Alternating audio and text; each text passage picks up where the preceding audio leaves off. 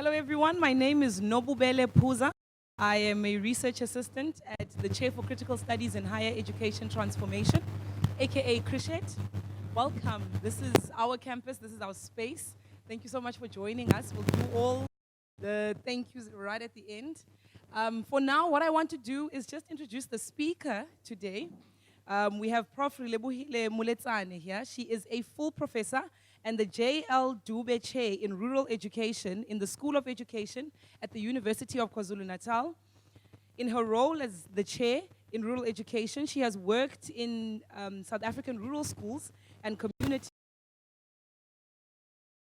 focusing on teacher development around such issues as poverty alleviation, gender inequality, gender-based violence, and HIV prevention. Did everyone hear that beginning piece, right? And HIV prevention as barriers to education and development. Currently, her work focuses specifically on working with girls and young women to address sexual violence in rural communities. She's had many awards, such as the 2012 DST Distinguished Woman in Science Humanities Award, and she was also the 2014 Eshtna Global Scholar at Brookings Institute Center and Universal Education. Please help me to welcome our speaker, Prof. Relebohile Moletsane.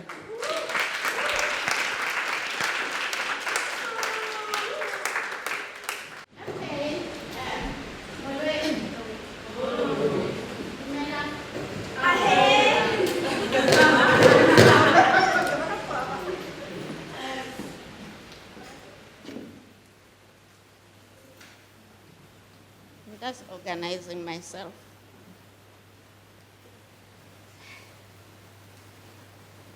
It is striking in the post-colonial era how little the African university has to do with African institutions. It draws its inspiration from the colonial period that takes as its model the discipline-based gated community that maintains a distinction between clearly defined groups, administrators, academics, and fee-paying students. This is according to Mahmoud Mamdani in a recent London Review of Books article, that the fallist movements of 2015-2017 woke South Africa up to this sad reality is now an established, albeit uncomfortable fact in the academy. Most adults had written this generation off as individualistic, materialistic, and apolitical. Indeed, the fees must fall, and roads must fall, and everything must fall. Activists not only disabused us of this view, they also reminded us of the continuing inequalities, the need to open access to higher education for those who have been historically excluded, the need for curriculum relevance, and therefore the need to decolonize the content and pedagogy of what we do in universities. But what does it mean to decolonize anyway? What is it that is to be decolonized? In his much cited work of 1963, The Wretched of the Earth, Frantz Fanon discusses life post-liberation in African countries and the ways in which colonial structures and systems continue to inform particular forms of power and power struggles which characterize the post-colonial state. In particular, Fanon argued that decolonization, as we know, is a historical process. That is to say that it cannot be understood, it cannot become intelligible nor clear to itself, except in the exact measure that we discern the movements which give it historical form and content. In a sense, our scholarship today must ask the question, What historical and cultural events brought us here in 2019? What is the nature of the legacy we seek to address, we seek to change, or we seek to celebrate? Writing on the legacy of education, Joseph Riley, in his 2016 book, Teaching the Native, cites the work of Ben Magubane to situate the South African history in the context of the British Empire. And he argues that much of what is now referred to as apartheid was the fundamental governing scheme of colonial authorities, in this case, the British in the 19th and 20th centuries. The role of the rulers like Cecil Rhodes and Lord Milner, among others, must be unearthed and read in their full historical context. The actual ways in which the logics, assumptions, and practices of the British Empire about race and gender operated in reality. We would do well to pause in this ghost dance today and think of those little daily hegemonic interactions in our institutions. For example, the language of the university seminars like this one, the grant proposals that we write, and the studies that come out of them, our colonial offices, the mountainous data that we collect from questions asked that African women who occupy the lowest in the hierarchy were the most disadvantaged. I'm now using apartheid racial classification. Indian and colored women fared only slightly better, and white women, as members of the most favored racial group in the apartheid hierarchy, were in the most advantageous position. To make matters worse, the system of dependency generated by apartheid law and policy was reinforced by a traditional system of law and culture that placed women under the perpetual guardianship of men.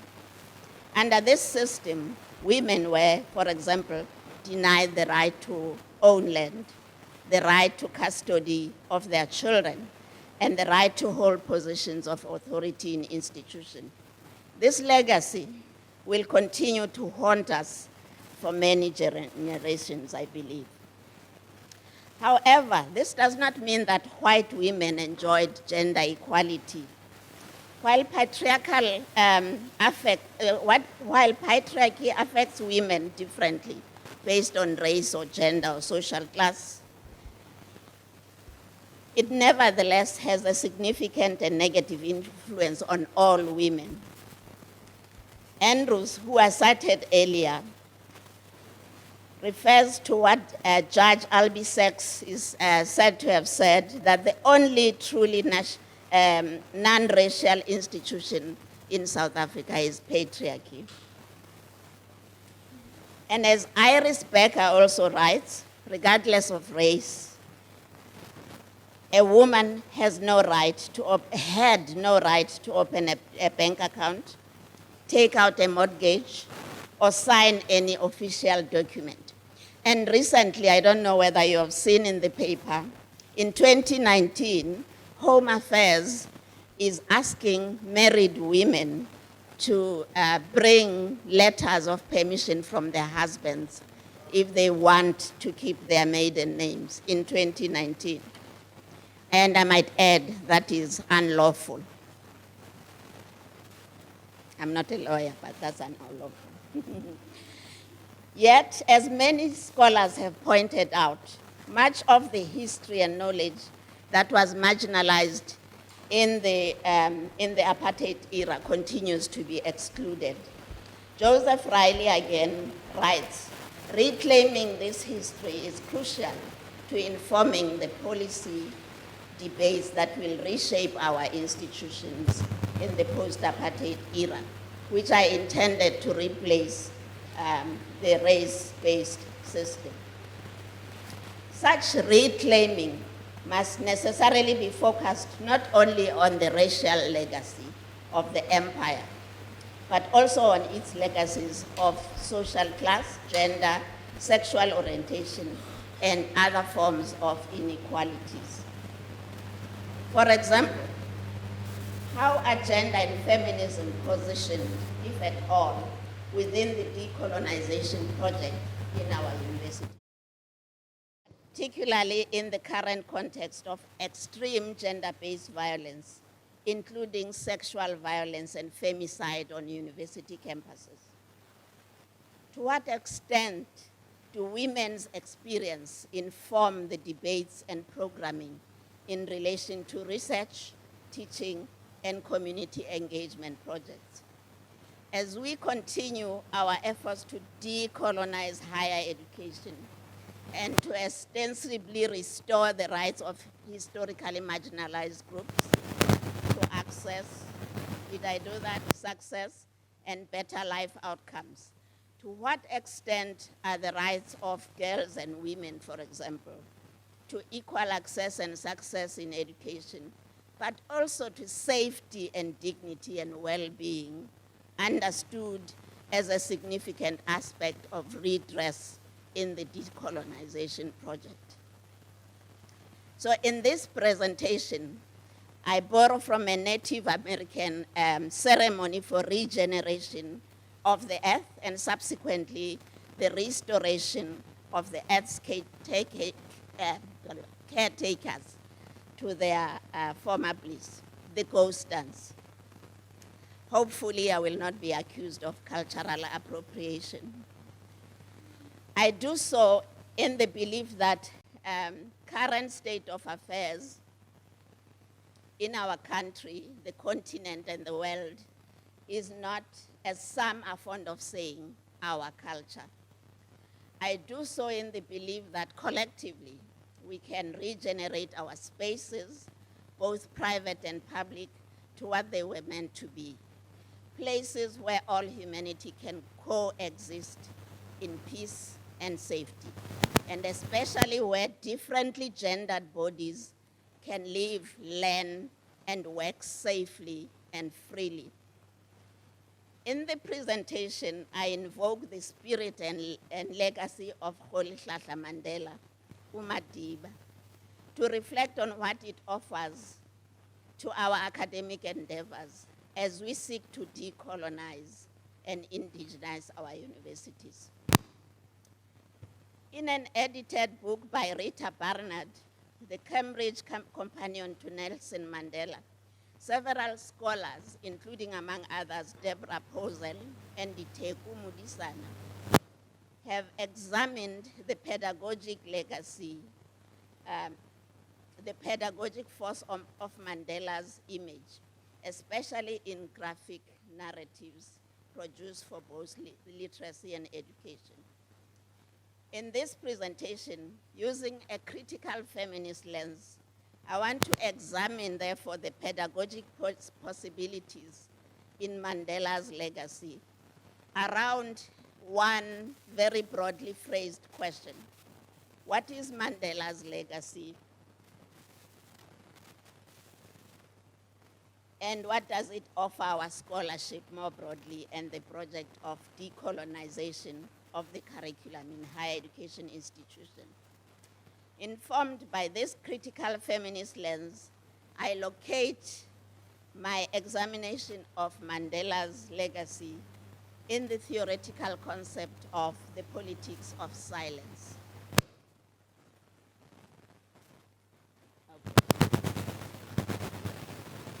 So, I won't spend a lot of time on Mandela's legacy. Everybody knows about that, I assume. But just to say that he is very well known for his commitment to democracy, to his insistence of forgiveness and reconciliation. But more recently, among young people, young black people in particular, there emerges an image of Mandela or a characterization of Mandela as a sellout, right? especially after his death, and especially during the police movements of 2016 and 2017. Today, I will leave you to ponder the merits of those claims. I don't know what I do. As you can see, I'm just sitting here. But also, lastly, Mandela, the feminist. And this is born out of his many quotes in the, you Google Mandela, and up comes a lot of quotes around his so-called feminism. And his belief that freedom, for example, one of them, freedom cannot be achieved unless women have been emancipated from all forms of oppression, is quoted by many in the academy and elsewhere. Okay, let's hope that will work. Can you hear me? I have a teacher voice, so that's okay. Yet, 25 years after we celebrated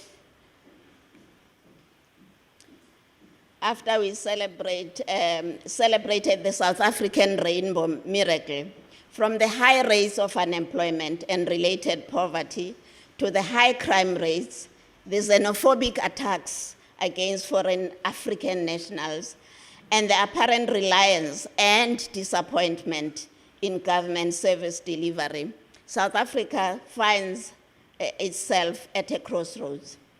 In particular, differently gendered bodies, largely girls, women, black lesbians, and transgendered women, are besieged by unprecedented levels of violence, such as violent rape and murder, including on our university campuses.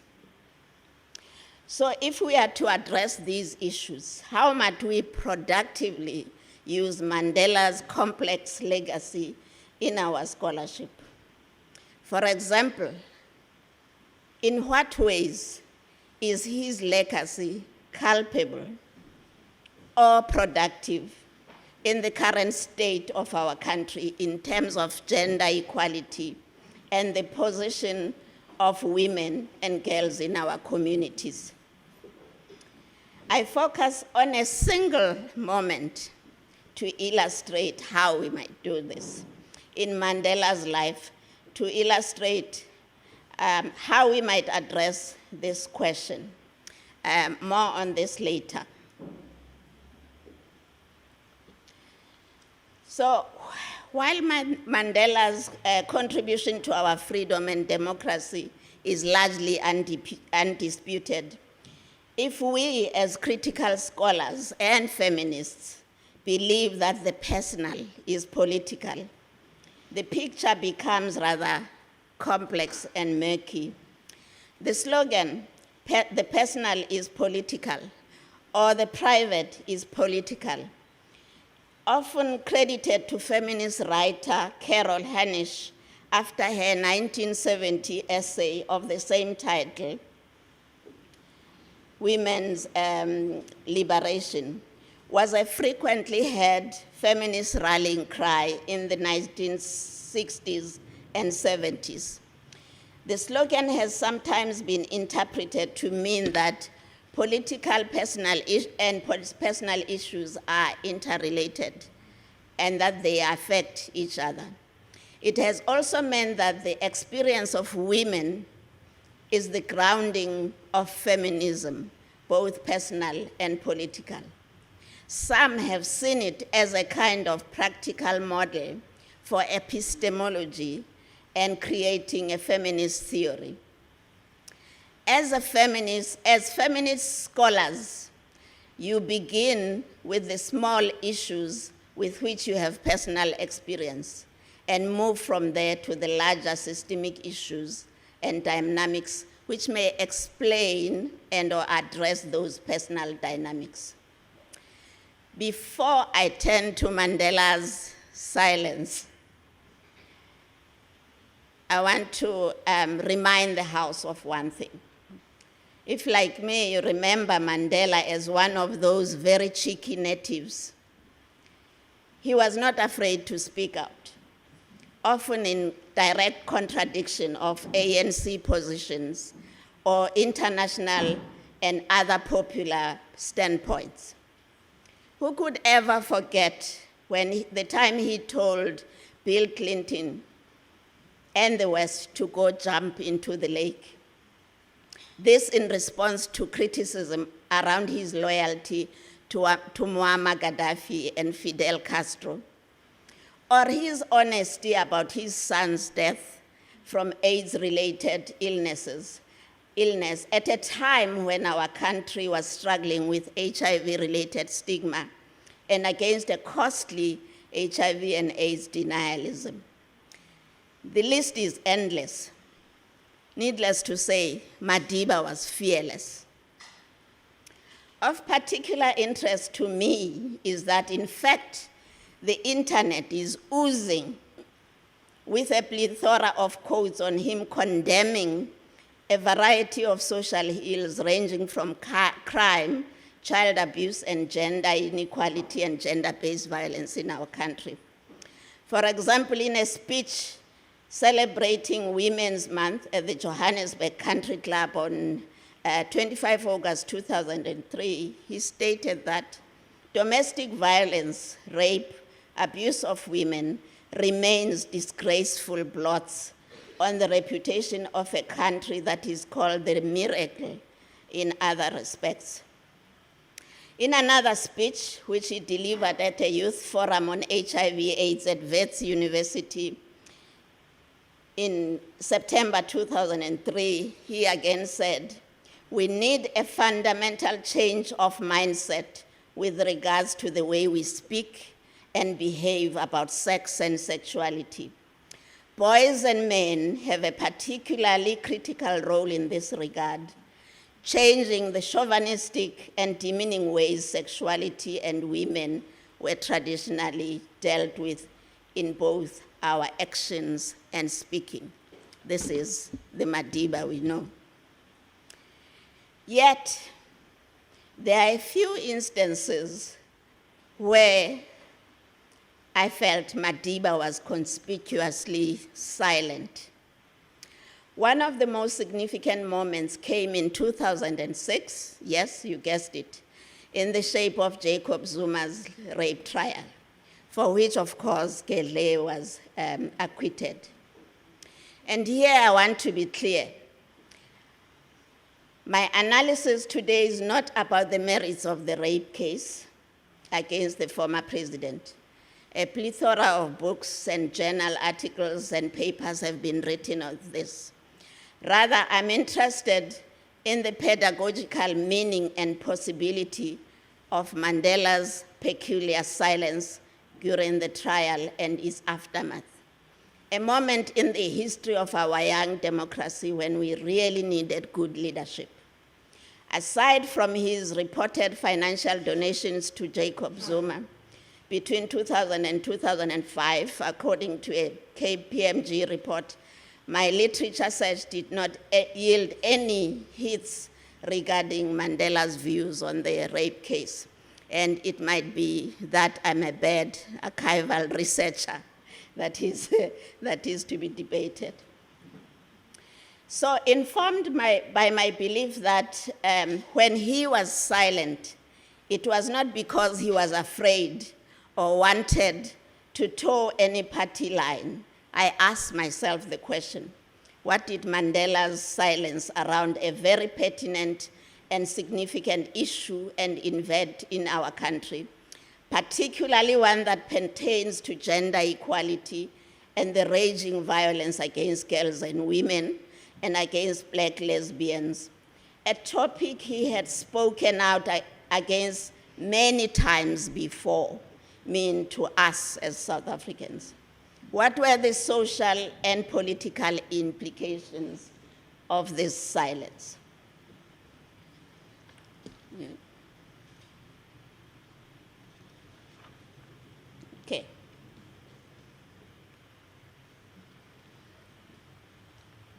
So what does silence mean then? Confirming the common belief that silence and its opposite, voice or speaking out, is socially constructed.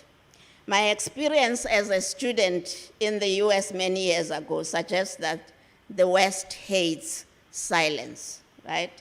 They regard it as a form of weakness, dishonesty, or even stupidity. For example, citing the work of Steiner, St. Clair assessed that there exist, it seems, few states less desirable than silence. Silence is linked to the horror of absence, of aporia. Pascal held that the silence of space strikes terror. To be silent means to betray the goals and hopes of humanity, to renounce ties with fellow citizens. If in popular discourse the idea of silence is denigrated, its fate is hardly better in academia. We know how often we call upon our students to speak up in our lecture rooms. So like the West, we hate silence. Yet many of our students were raised in contexts where silence was and is an acceptable form of being. In fact, most of us were encouraged to be silent when we were growing up. Several academic disciplines have researched and theorized silence. One such discipline is feminist studies, in which theories have examined how, when, and why women's voices in particular have been silenced by a patriarchal culture, and in which silence is politicized.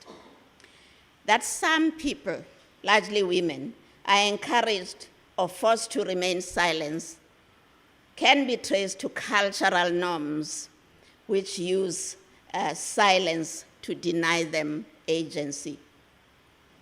In the context of unequal power relations and gender-based violence, feminists also have studied the silencing of women and others with less power in communities. For example, in her 1970, yes, I have lived that long, 1978 book titled Silences, Olsen described and critiqued a myriad silencings that occurred in American society and the history of literature, the ways and times that the voices of women were defamed and prejudiced. Since then, numerous studies have published on silence and the silencing of women and others in both private and public spaces. Internationally, those of us who were alive then, we know of the high-profile cases, such as in the US, Anita Hill versus Clarence Thomas in the early 1990s. And more recently, the international Me Too movement. And locally, of course, the Roads Must Fall and Fees Must Fall students' movement in 2015 and 16.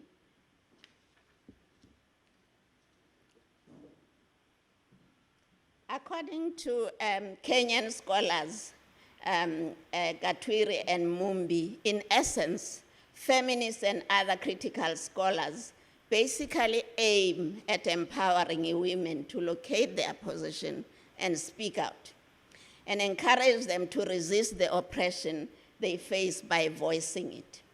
Yet, from their analysis, women's agentic use of silence, the authors, on women's agentic use of silence, the authors conclude that while acknowledging that silence can be disempowering in the face of oppression, we conclude that silence can also act as a space of fluid and profound empowering possibilities for women and others living in oppressive situations. The second discipline, or set of disciplines, in which silence is studied is, of course, sociolinguistics, and Communication Studies, where research has examined the ways in which language creates and structures human relationships to the world, to others, and to selves. Yet studies of language and society commonly address women merely as a lack of communication. And I think here is where the mistake is. Of particular relevance to my analysis here today is Sociolinguistic Wardow's 1985 assertion that silence is often used in response to questions that are morally or personally difficult to answer.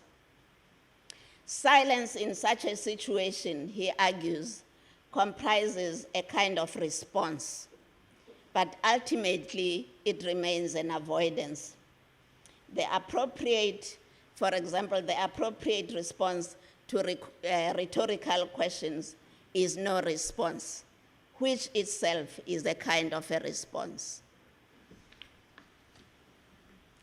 So what does it mean then in relation to Mandela's silence? Ferguson refers to the political implications of silence, concluding that silence often functions as power and domination against and over those on the margin. He states, generally regarded as simply a lack of speech imposed upon the powerless, silence is thereby positioned as minimal and inimical to politics. In a normatively constituted lingual politics, silence's role can never be more than that of absence. However, Ferguson also acknowledges subsequent work which views silence as resistance to domination and as playing a significant role in political practice. Moving beyond the dualism, he knows that silence does not merely reinforce or resist power, but can be used to constitute selves and even communities.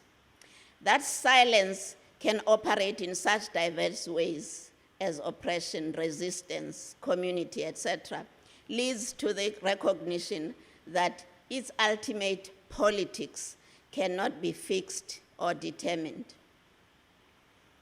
For example, the two Kenyan scholars I cited earlier, Gatwiri and Mumbi,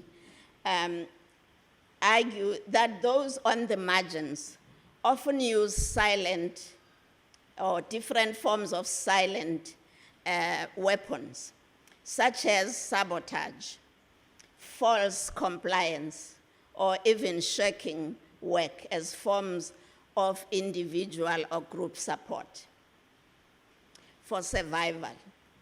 In the use of such weapons, overt confrontation with authority or open political organization is typically avoided so as not to threaten political expression. So, ungena phu Mandela ke ngoku? You might ask, right? For me, the question is, why did he choose silence in the case of the Zuma rape trial? And what implications has this had for the country and for our scholarship in the academy? Using, as I said, the politics of silence as a lens, I offer 4 critical readings of Mandela's silence. Indulge me. The first reading is that Mandela's silence was a form of cultural expression. To say that Mandela was a complex man would be an understatement. One area where this was often visible was in his in-betweenness or entanglement with traditionalism and modernity. To illustrate, according to a 2017 article on the Nelson Mandela Foundation website, In 1971, Mandela himself observed that, and I quote, "Some say that chauvinism is one of my weaknesses. They may be right. True enough. My blood and brain do not often synchronize." End quote. The article reports that he also admitted his entangled existence within traditionalism and modernity, and in particular with what he referred to as this monster of chauvinism and patriarchy. Linked to the notion of silence as cultural, in her review of the book, the Cambridge Companion to Nelson Mandela by Rita Barnard, Lauren Kruger notes Zolani Ngwane's chapter in the book, in which he approaches the analysis of Mandela as both an anthropologist, but also as a fellow Xhosa man.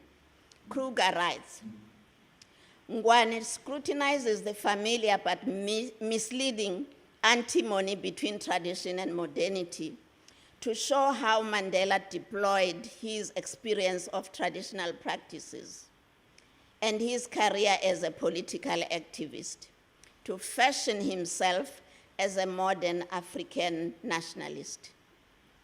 Noting critically that this opportunity for self-fashioning would not, in the mid-20th century, have been available to women in the clan, Ngwane demonstrates how Mandela was able to blend modern and traditional conceptions of manly authority to seize the role of nationalist leader, to maintain that role even when hidden in prison.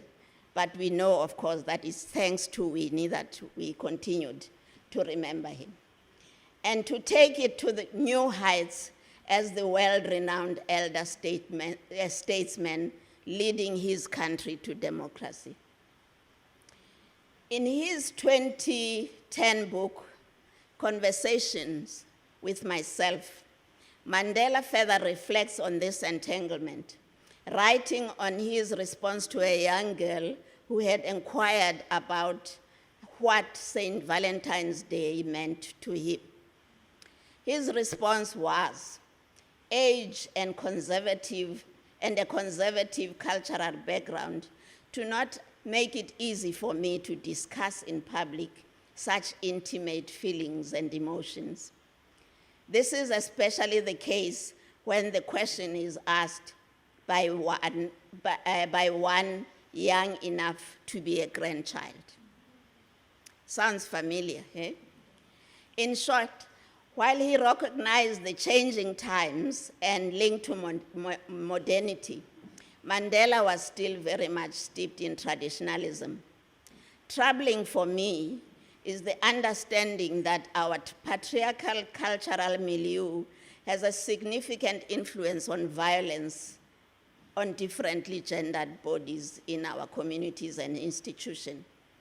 As the Nigerian feminist writer Chimamanda Ngozi Adichie states, rape does not exist in a cultural vacuum. There are cultural norms and values that allow rapes to happen. So if we consider that Madiba was not shy to state his views on issues he cared about, including gender-based violence, that he does not seem to have voiced any opinion, whatever it was, on this rape case seems to me peculiar. This is particularly so because, as has been reported in various spaces, the cultural defense of patriarchy was successfully invoked by the defense in the case, right? So using what I call the pedagogy of entanglement, consider the question, what would have happened, for example, had Madiba at that particular point in time claimed a position, whatever it was?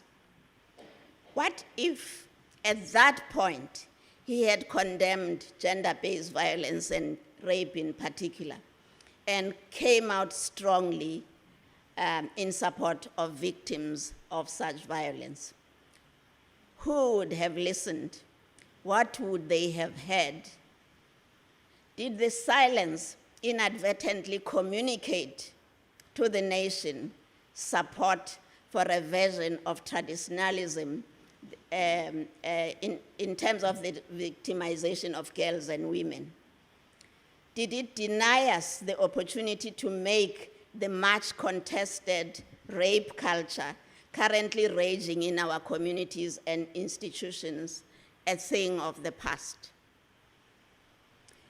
The second thing I want to briefly talk about is my reading of Mandela is that Mandela's silence is that it was also political. For example, it is possible that for him, there was some danger in speaking and possibly picking a side and further dividing the ANC and the country along the two opposing sides.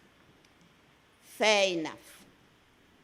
As Keenan Ferguson has argued, silence as non-participation is threatening to institutional forces in that it resists whatever demands are made without necessarily opposing. In a cosmology of language, it is equivalent to heresy. For the Catholic theologian Picard, for example, the primary value of silence is paradoxically this lack of value. Silence, he argued, does not fit in the world of profit and utility. It cannot be exploited. As absence, it lacks substance. As non-response, it resists interpolation. So by keeping his silence, Madiba used it, in my view, to resist being forced to take sides. For him, keeping silent was to avoid jeopardizing the stability and democracy he fought so hard to facilitate. However, for us, his silence was a denial of the very thing that we were looking to him for, right?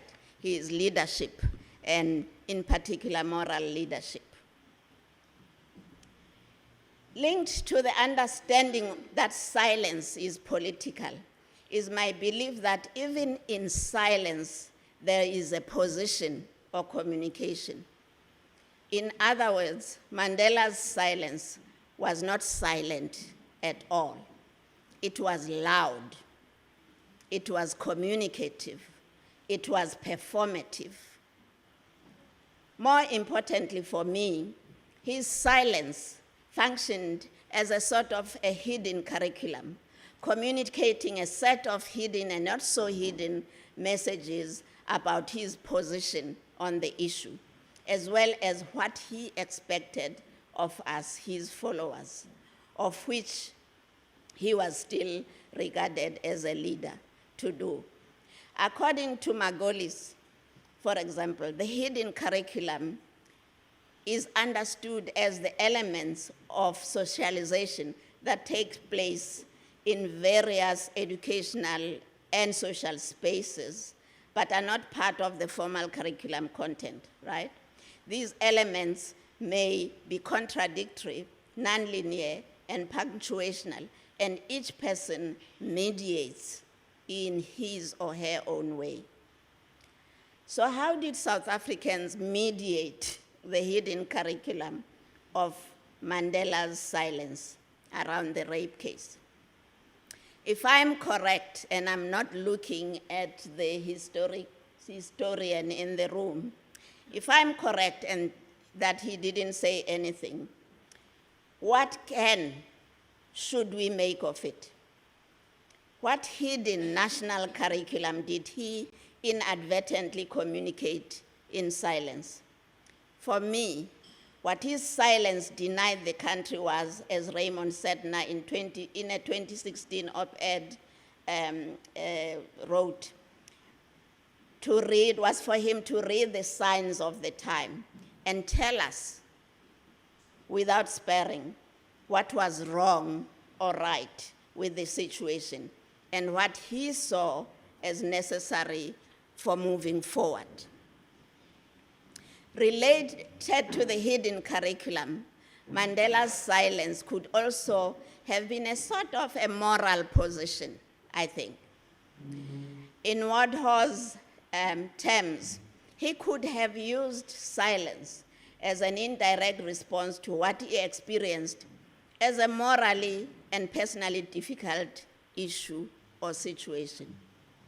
For Wadhaw, while avoiding a response by keeping silent, Mandela gave a response.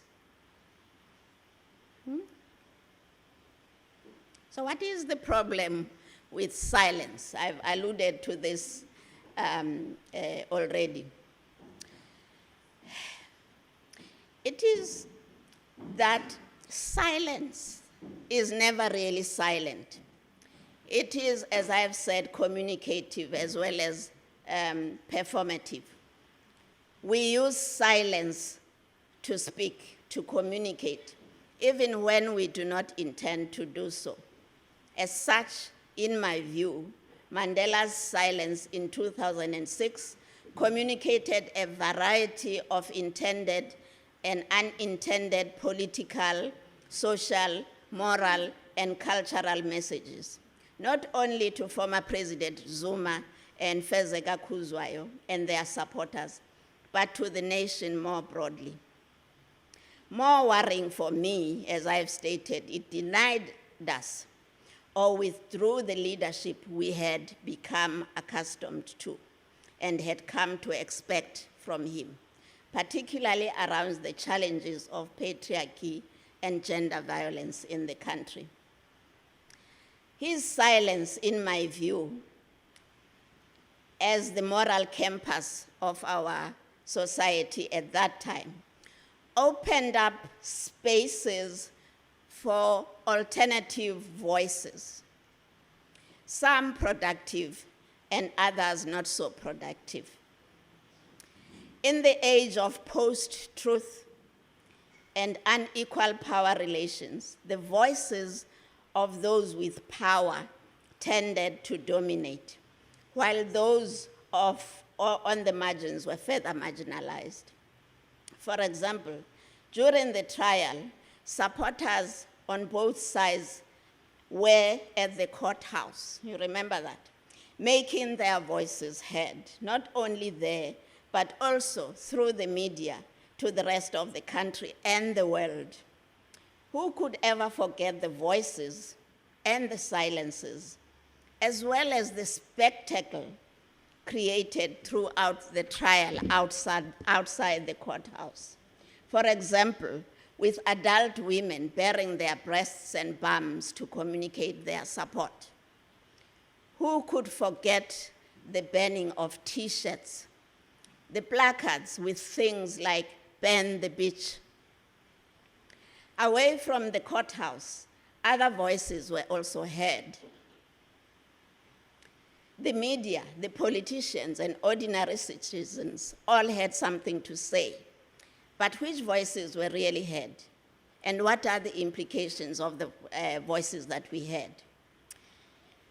Further, artists were also present in the fray, and they were not going to go unheard.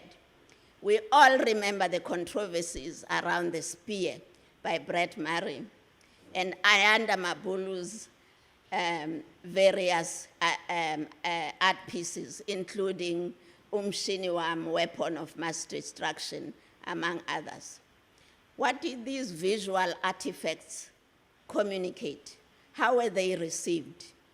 What have been the implications for human rights, gender equality, and social cohesion as a result? So to conclude, returning to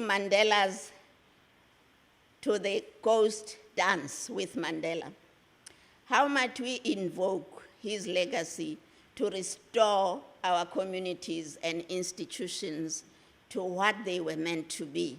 Spaces where everybody, regardless of gender, race, social class, sexual orientation, etc., feels valued, safe, and supported.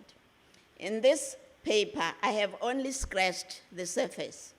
If indeed we respect Mandela and his legacy, as we all claim to do, the least we can do is to engage in critical scholarly work to resurface the silenced voices so as to ensure that the values he stood for are maintained and that his blind spots are identified and redressed. However, this is not going to be easy, as we know. If Mandela, in his greatness, was at some point in his life silenced or chose silence as a response to a major issue in the history of our country, in the context of unequal power relations, it is not unreasonable to expect that many voices in our institutions will continue to be silenced, or for various reasons, like Mandela in 2006, choose silence as a response. Efforts to address this must involve not only understanding and documenting their oppression and marginalization, but also locating within their more multiplicitous and complex lives and experience. It is only when we understand this diversity that we might be able to challenge and address their domination, silencing, and exclusion. To unearth these silent or silenced voices, our decolonization project in the academy will need to subvert the power that makes it difficult for some to speak. In other words, what we can do in celebrating Madiba's legacy and to use it as an entry point in the decolonization of our curricula, and in particular, to use this understanding to facilitate a recentering of gender and feminist scholarship in the much needed dialogue towards a more equitable and inclusive system. This would go a long way towards addressing what Jane Bennett refers to as the disappearance of feminist research in South African academy. In other words, to keep Mandela's legacy alive and to address its blind spot, silencing and silences in our decolonizing, indigenizing, or Africanizing project, we need to dance better. Thank you.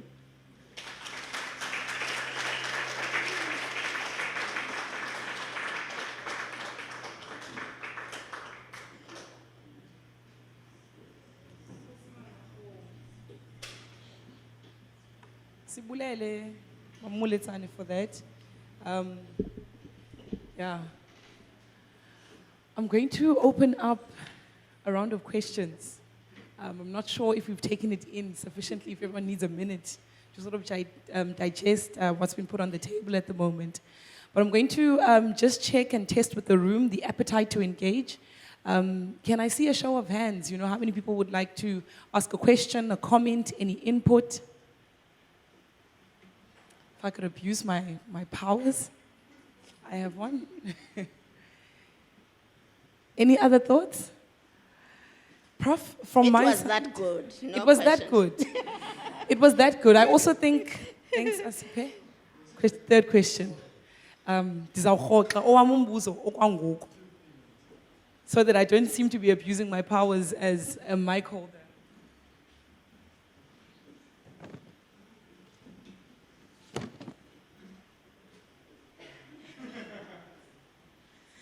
Thank you, Mama, for such a beautiful presentation and thought-provoking. When you were speaking about silencing, I tended to think about the silencing that happened during the formation and during the TRC, where women in the democratic society began to be silenced, where there was no category, where there was discussions of gender-based violence and violations that took place on women's bodies, particularly black women's bodies during the TRC. And that for me shows, it takes me back when we are looking into the 25 years into democracy. But moving to my question, I'm still worried about the space or the gap that is created, particularly by the Chapter 2 of the Constitution and Chapter 12 of the Constitution, because tradition, religion, culture, and law still perpetuate gender inequality in South Africa. And I do not know how to ask this question, but how do we deal with the hypocrisy of the Constitution, mainly based on Chapter 2 of the Constitution, which protects the human rights, and Chapter 12, which perpetuates the exercise of customary law?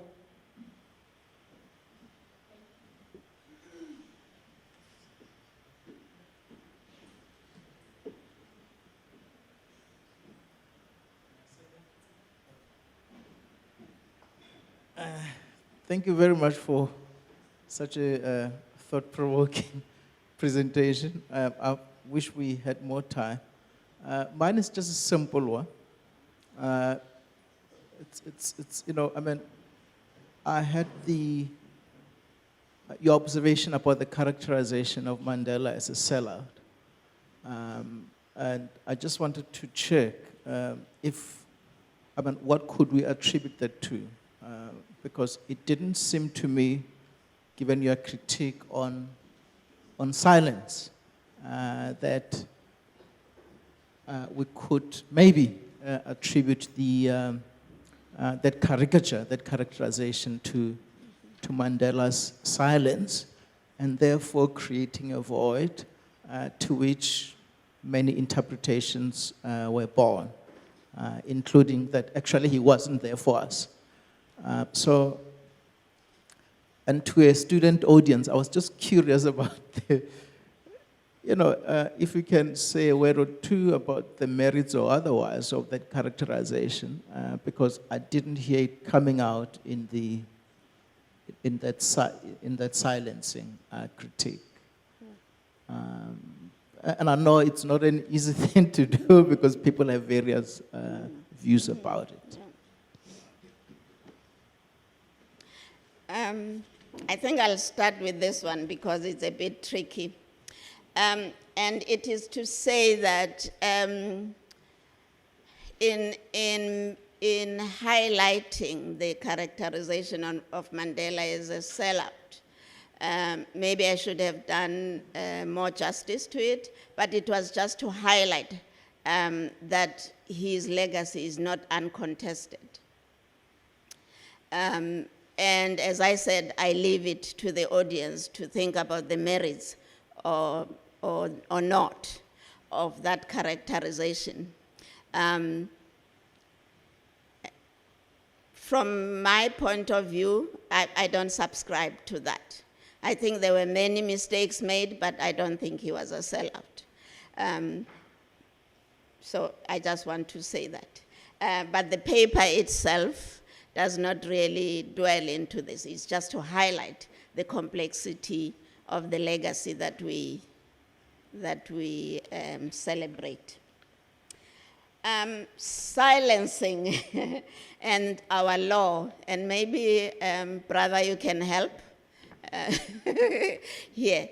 But it is a problem, and it is a problem that we continue to grapple with in many spheres of our lives. One of our research projects with Nadine over there is to do with gender-based violence in rural communities. And one of our findings is, of course, around forced and early marriages and arranged marriages in rural communities. And the entangled web of a mess that is the law pertaining to the age of consent, to the legal age of marriage, and where the customary law doesn't speak to the human rights-based constitution and so on and so on. And there have been calls for the minister to either revise and relook at the various laws and make them align to the constitution, or completely create a new law about the age of marriage and the age of consent. Yeah. Do you want to say anything more, brother? Did I do good? Okay. Any other questions, colleagues, friends? The abuse on Google, no.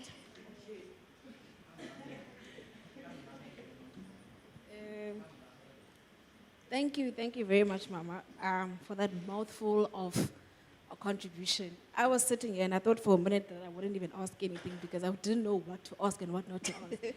There's just so much, and even my head is a bit puzzled as well.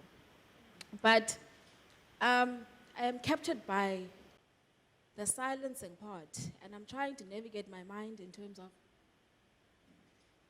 the fact that silencing in our culture is more towards women than men. And it's even reflective in terms of how men express themselves, right? And I love the part where you speak about, where you say that patriarchy has no race.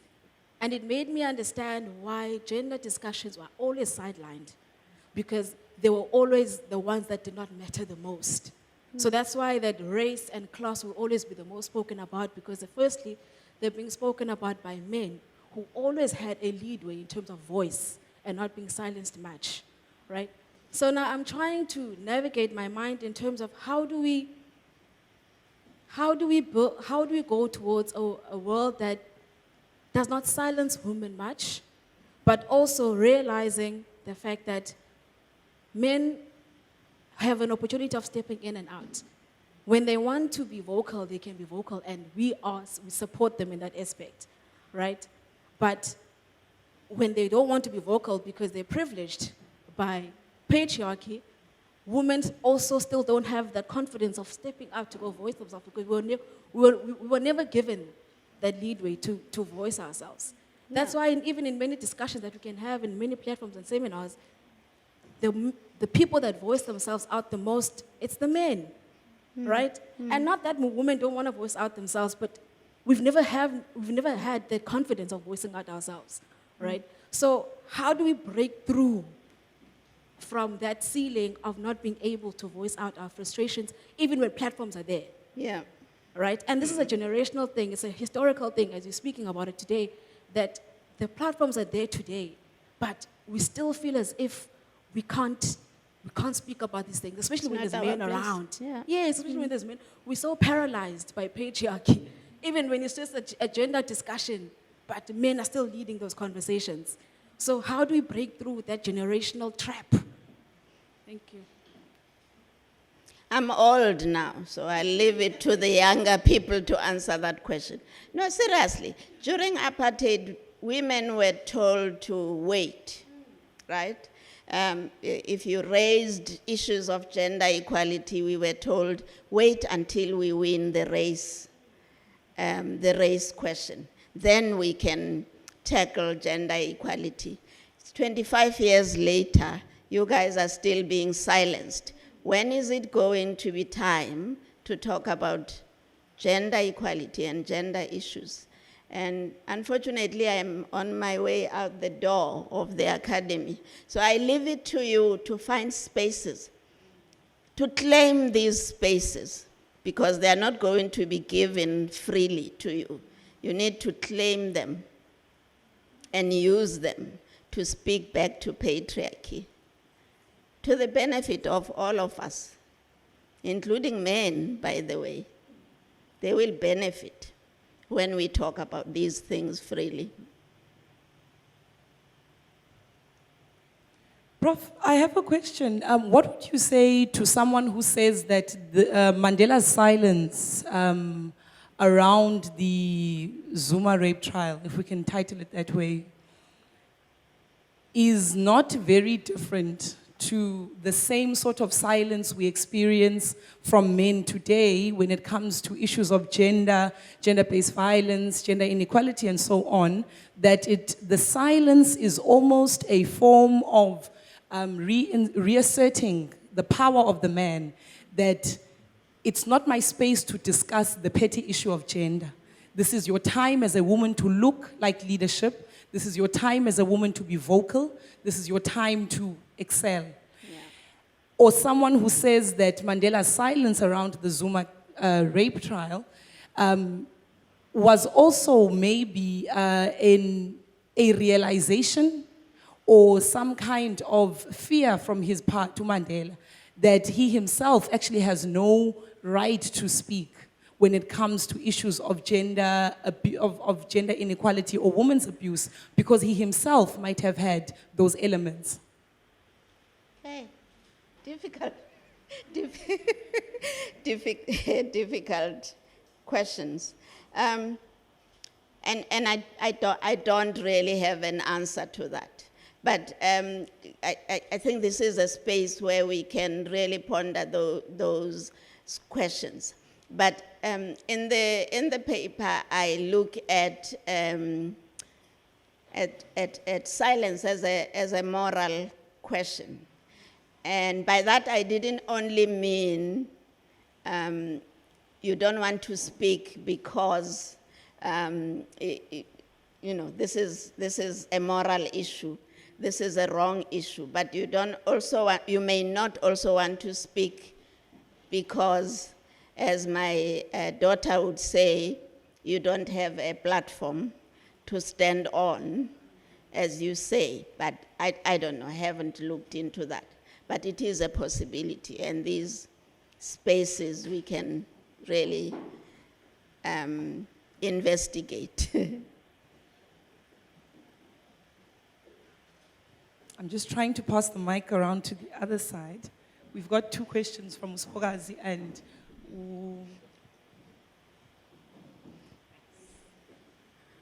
Good afternoon, everyone. Dumelang me. I am wondering whether or not, on the idea of moral silence, but morality in itself, whether or not the silences of particular bodies on questions of gender, but in particular feminism, is not a confusion of morality in and of itself. So when you think of the idea of how Africans would not be gendered in thinking, biologic, if you want to borrow from Oyoronke, that the idea of discussing gender as a power structure is to some people confusing because that's not how they would structure their world. Mm-hmm. So in and of itself, that then, because the gender question, right, the gender question to some extent speaks to the idea of certain bodies being not dignified, right, or not receiving the dignity that they deserve at the and this violence is perpetuated by certain bodies. Mm-hmm. And I'm thinking whether at a spiritual level that the bodies themselves are not in some form of a moral confusion, mm-hmm. right, mm-hmm. in the act, but secondly as well in the ways in which they need to converse about it. Yeah.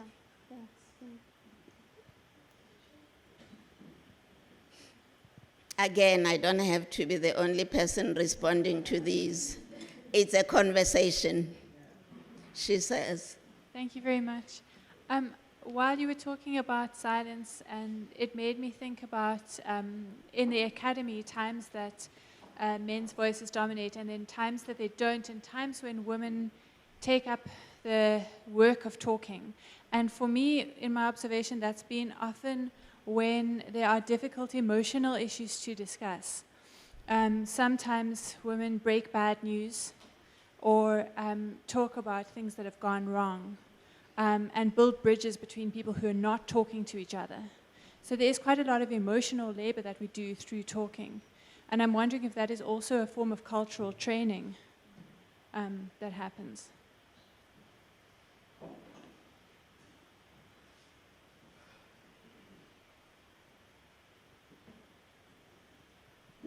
I think, colleagues, the floor remains open for anyone who does want to comment as well. I think, as Prof has said, it is very conversational. Yeah. It often surprises and pleases me when, for example, I go into classrooms and it's a course on gender or feminism, and the whole 1 hour or 2 hours goes by without someone, particularly young woman, saying, "I'm not a feminist, but..." You remember those days? So it pleases me that we passed that. But that's only the first hurdle. I think the second hurdle then would be, we've stopped saying I'm not a feminist, but we're still not claiming the space as we should in these conversations as women and young women. And so I'm putting the challenge out. Let's claim the space and really have these critical conversations about gender, gendered bodies, violence against differently gendered bodies, and so on and so on. It is time. Let's not waste any more time.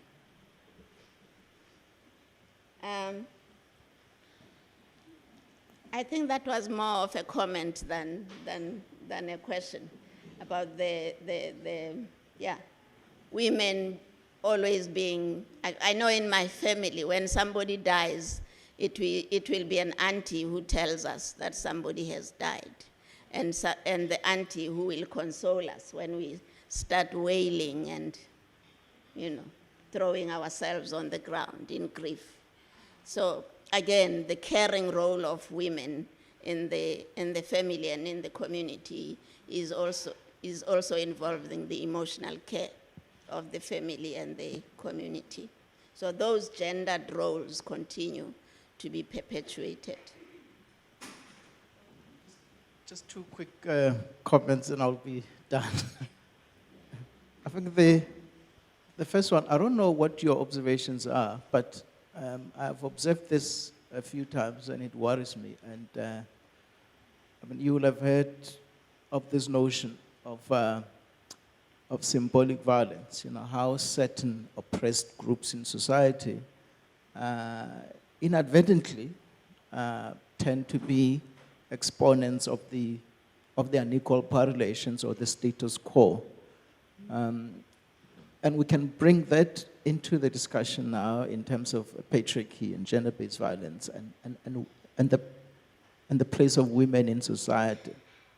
For example, think about the rape trial, the example that you mentioned. There were silences, but there were also loud noises. There were loud noises. And women were in both sides of the binary. There were silences, women took part in those silences, and there were very loud voices, and women were part of those loud voices as well. We saw them outside the court, they were burning incense, they were doing all sorts of things. And I was just wondering, and this is a conversation, it's our conversation, all of us, Yeah. and I'm just wondering how that much of a factor is, in terms of moving, in terms of taking the struggle forward, in terms of dealing with patriarchy and gender-based violence. We can say the same thing about, when we discuss the question of race, for example, the role of other blacks in the mix. Prof. KriSHET had a conversation with me the other day, and he was talking about this apparent rise of the black right wing or the black right, okay? It doesn't sound normal, but observations have been made. Yeah. How oppressed groups sometimes become exponents of the status quo of the unequal power relations, and to what extent that becomes an inhibiting factor. But the second one, I think it was in response to her, not so much in what you spoke about. I'm worried if I can understand the view that women must reclaim the space and they must lead in the conversation, okay? in much the same way as black people need to do that in discussions about oppression, inequality, and so forth. So that's understandable. But I'm of the view that futuristically, we have to think about a stage where we begin to humanize the discourse so that we don't make patriarchy a woman's problem to solve. We don't make gender-based violence a woman's problem to solve because that is a problem. So I'm just throwing a caution in terms of reclaiming the space, that, of course, that must happen, but we should not make it a woman's problem inadvertently because that will be a problem. I think men must worry about patriarchy and they must worry about gender-based violence because they are benefactors of gender-based violence and patriarchy. It is a problem that men created and men must be in that discussion. Yeah. It should not be made a woman's problem. You want to respond? In the spirit of conversation, Prof, I think And when she wants to respond. Nankamso. Hey, I can connect this.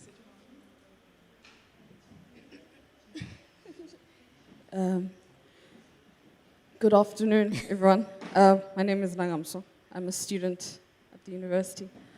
I didn't quite grasp what the gentleman was actually trying to lead, or what direction exactly he was trying to lead to, but I can get a couple of points that he get.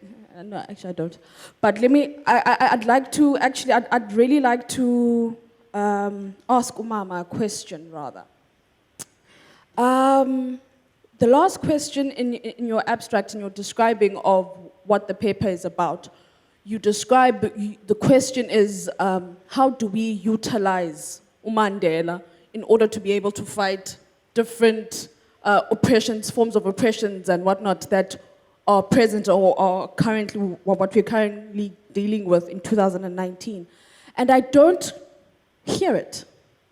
And personally. I understand how silence can be used in different ways and the different empowering mechanisms that silence can have. But I don't understand how I can utilize Madiba particularly in fighting my oppressions. I don't see the relevance. I don't see the complexity. I see the complexity of the individual, of course, and his different responses to many different things. But I don't see the relevance of those complexities and how I should fight a struggle that has shifted tremendously in 2019. 2019, we're not only dealing with issues of TRC matters, or there's an added complexity that Mandela as an individual could not necessarily articulate for us in 2019 that I don't necessarily hear in your paper. Perhaps Andi Mamelanga adequately, and perhaps you can offer some sort of alternative that, or maybe Andazma, but yeah. Does anybody want to, because I thought I did my best to illustrate, so I don't know how else to explain. But the point I'm making is we harnessing the memory of Mandela in our, especially at this university, the memory and legacy of Mandela in our regeneration and decolonization project. And the point I made was that there are many moments in Mandela's life that we can identify. We can identify the whole life, but there are certain moments, and I use the moment of the silence to illustrate, as an illustrative moment, to say, how can we use that silence to not only study his silence in 2006, to study the silences before that, but also to study the silences currently and to prevent silences going forward. So Mandela is and Mandela's legacy is an entry point, one of the entry points into the discussions that we need to have as we try and decolonize our curriculum. Yes. Okay. Is it fine? It's working. So I am thinking, you are talking about Mandela, the modern man, and also the traditional and cultural man. So then I am thinking, and then you talk about silence, then I'm thinking how much I'm thinking about the magnitude of the abuse of culture and tradition in that whole silence. Don't get me started. And also how much of culture contributes, because I don't want to also romanticize culture or tradition, but then I'm thinking about that, but I couldn't make up my mind. And I was thinking, since you did it, maybe you might help us. What is the question? The extent of the influence of culture when it comes to silencing. Yeah. Yeah, Dumela, I'm thinking my question is somehow directly linked to his, ne? Because I don't even know if it's a question or a comment, but it's somewhere in there. Okay, now there was a question, right, that was speaking about women being silenced, right, and how women are not so open, more especially in spaces that are even for them. And then, Luena Mama, there you spoke about how women actually used to, separate themselves from the term feminist, right? And, okay, another first thing that came to my mind actually after you said that, one of the first things that came to my mind is that, as a woman, right, we come from a society wherein you are supposed to be seen and not heard. It is the male child who gets almost everything in the family. If a male child wants 1, 2, 3, 4, 5, he gets it. And when I, as a woman, girl child, actually, you know what, you're going to come second. And right now, we are coming to a point wherein, even as you grow up, regardless of whether you want to express your thoughts or your feelings, you are somehow now limited and, you are confined to expressing them because now society will ostracize you as the other. You're now a feminist for having an opinion, more especially about your life, your thoughts, and even yourself. You understand? And, okay, the question is going to come somewhere in here. I'm directing towards it. It's okay. Ne? Okay. So I think now my question is, more especially in breaking the silence, because I don't think, because right now here I am in university space, right? And now, I'm suddenly supposed to be this person who now has a voice. I'm now supposed to be expressive, as if, my entire childhood didn't play a role towards my being as I am right now. So I don't know, maybe it is more towards how do we break that thing, man, that is happening. There's that thing that is happening. How do we address that thing, man? Yeah. Thank you. I know what thing you are talking about.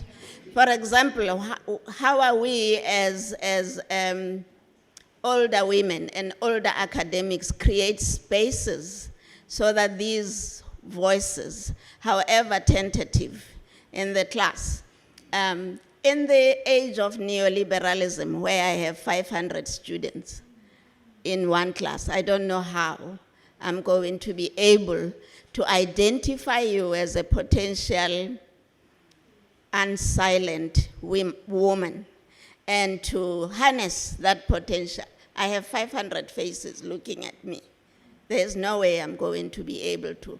So there are these policies in our institutions that we also need to be challenging so that we may be able to create these spaces to unearth these voices among our students.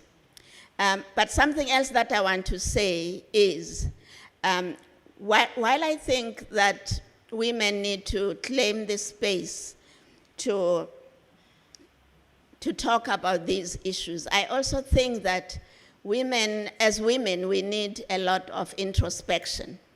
I'll make it very simple.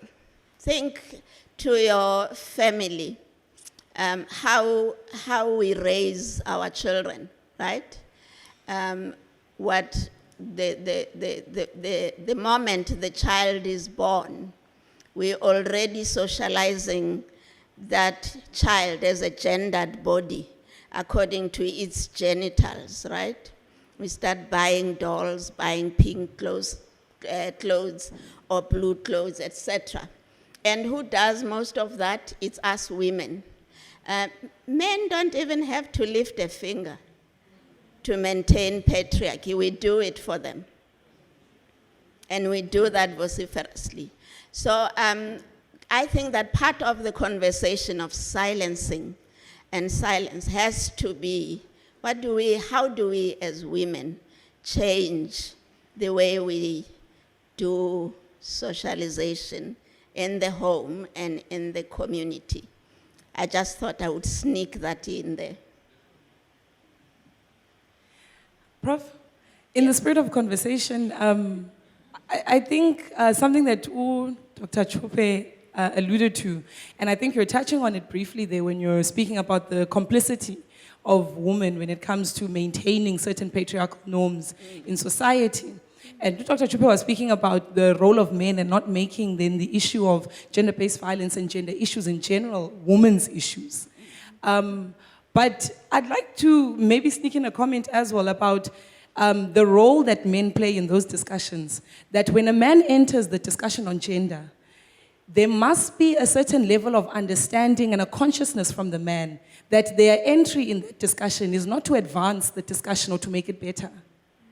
That men sometimes come in to think that when the discussion is also on a gender issue is involving a man, it's suddenly more complete. Of which that has to be wrong, from the word go. Yeah. And I think it's also problematic that something that Unwangams was alluding to, that we find ourselves as women leaning on a openly patriarchal idol and figure like Nelson Mandela for democracy itself, where somewhere, somehow in that overburdened legacy, we must also find a space for our gender oppression when we ourselves have not come to a full understanding of his own gender politics. We are still battling with the silence around the woman in his life. We haven't heard the discussion on Evelyn, on Winnie, on Krasha properly to uncover what happened in those nuances and how he came to a point of knowing and understanding gender issues, as it were. So I think there's also a discussion there that is also being silenced in us leanings on such an overly burdened figure. Yeah. I almost went there, but I thought, no, let me start here. Yeah. Good afternoon. Before you speak, I just wanted to respond to a question of the influence of culture on silence. First of all, personally, I don't believe that there's such a thing as culture. I often hear people saying, in our culture, like, who's our, who's we? Like, and what is that? That is one thing. But also, you're right. So there is this notion that there is a culture, an essentialized culture, to which a group of people belong. And I have to think that in my family, we don't even have a culture. My sister in her house does things differently. In my house, I'm wild and I do my things differently. And so, so we don't even have a family culture. But there is this expectation that as a black woman, I must be loyal to this thing called our culture. And this, our culture, expects me to be silent and to be, I don't know, subservient to whatever it is that it expects me to do. But so I'm saying you are right. But I'm also saying we need to trouble the notion of culture. What is that? Our culture. Who are you including there? Prof, on that note, colleagues, I am going to close the discussion, and I think Prof is still around for a couple of minutes afterwards for some discussions, if anyone wants to pick her brain a little bit more. Thank you so much, Prof, for giving this topic the dignity that it deserves, for sharing with us what you have prepared, and I think for challenging as well everyone in the audience today for thinking a bit further. And we hope that the conversation continues. Please join us again next week, Wednesday, not here. We're on, next week, Wednesday, we are on North Campus. North Campus Conference Center. We're going to be having, I think Prof. Duka called it episode 2 of the Prof. Mangu lectures. Right. Thank you so much for joining us.